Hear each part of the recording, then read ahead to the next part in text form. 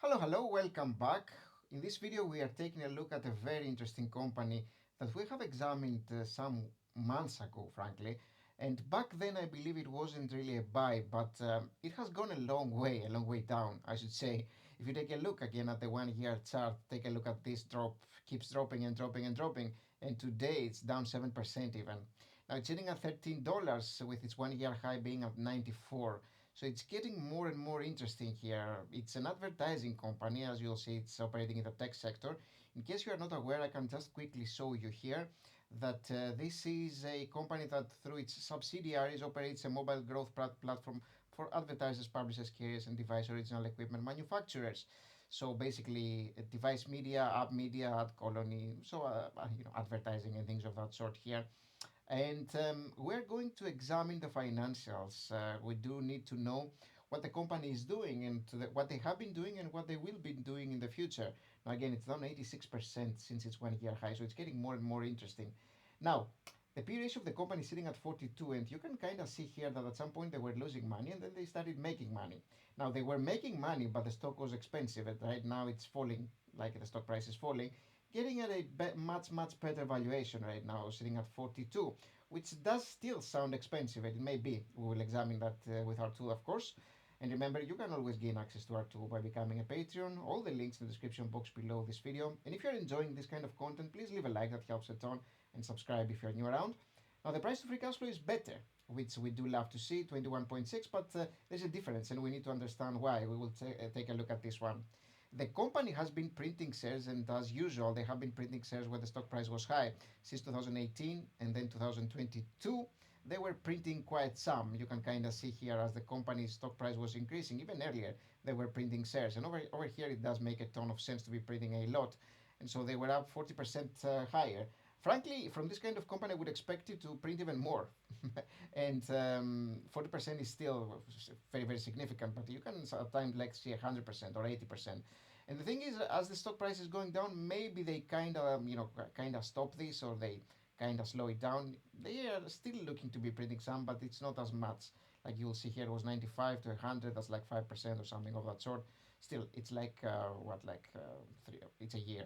No, over here it's actually 3 months. So that's still quite some printing here. They still print quite a few shares. Okay, so the old company also has quite a few liabilities, it looks like over here, or they made less free cash flow last year. We will examine that in more detail. And the revenue growth has been tremendous. Same with the net income growth, which I love to see. Pretty much growing very nicely here, and the total equity as well because of the outstanding shares, and also making some free cash flow here. So it's not like they're not making money, which is another thing that I love to see. If I'm about to buy a company that is expensive and it may be a good potential for the future, I want them to at least be making money or be very close to that at least.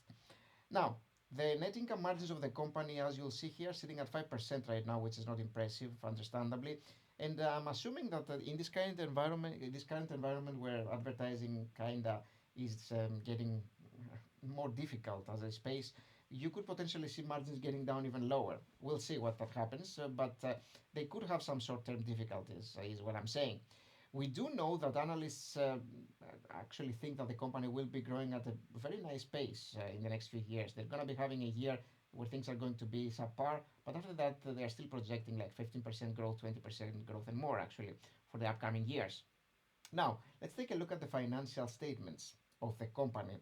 The income statement comes first, and this is a tenfold increase of the revenue, which is absolutely awesome to see. The company is becoming more and more relevant here in the markets, and you love to see that, of course. Amazing growth. In terms of net income margins, again, from negative to getting positive and more positive, with the last year slumping a little bit, but it can happen, and it will happen with various companies. The balance sheet of the company tells us of a story of a company that actually is having about a billion in terms of total liabilities. You will see that they have been increasing quite significantly, especially in this last year. Lots of things have been happening. And the total equity of the company at 500 million, while they have been also obviously issuing a ton of shares over here. And they have been increasing their debt quite significantly too. Take a look at this total debt here. This is one of the reasons why the total liabilities are that high. So they're getting extra debt over here. Now, a billion of total liabilities, and if you take a look at the cash flow, you will see that they are making 60 million. So they have a lot of total liabilities compared to the free cash flow that they are generating. They got quite some extra debt like recently, and this makes their cash position a little bit more dangerous compared to the debt that they have. Now the net income here, 35 million, which becomes 85 after the adjustments, mainly for depreciation and amortization, as we're seeing over here. And in terms of capital expenditures, about 23 million. So the company is overall doing well and keeps growing. They do get a little bit of extra debt, is what we have been seeing, and this does provide some risk, some extra risk compared to what they did have some years ago.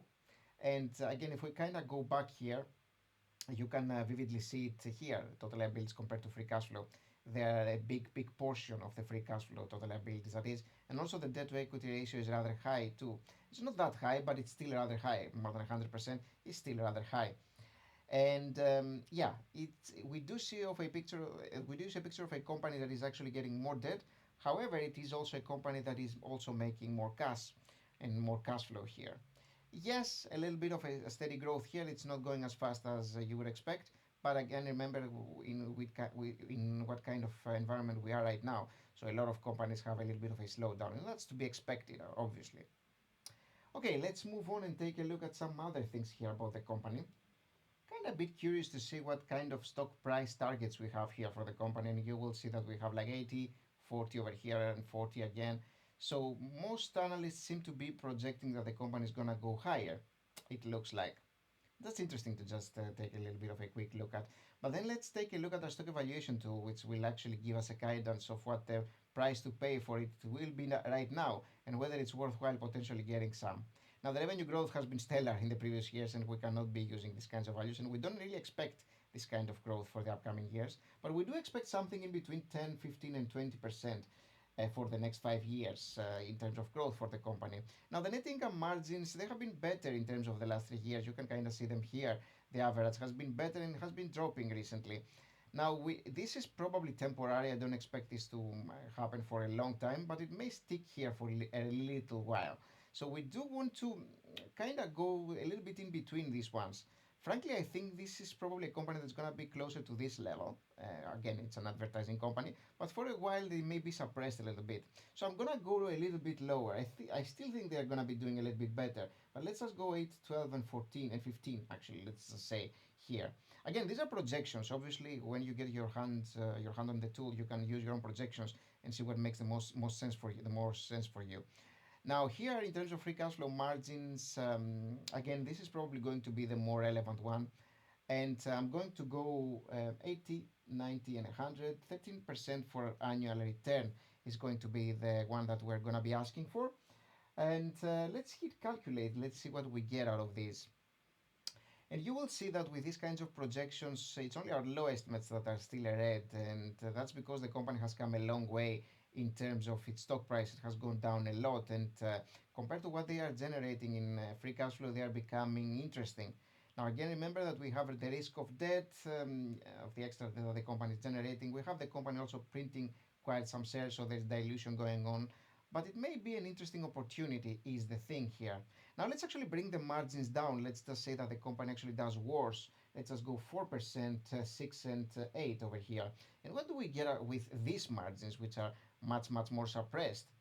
And even here, our medium ones are still in the red, but not far from the current price, and the high one is still green with an 8% net income margin, which is less than their 3-year average.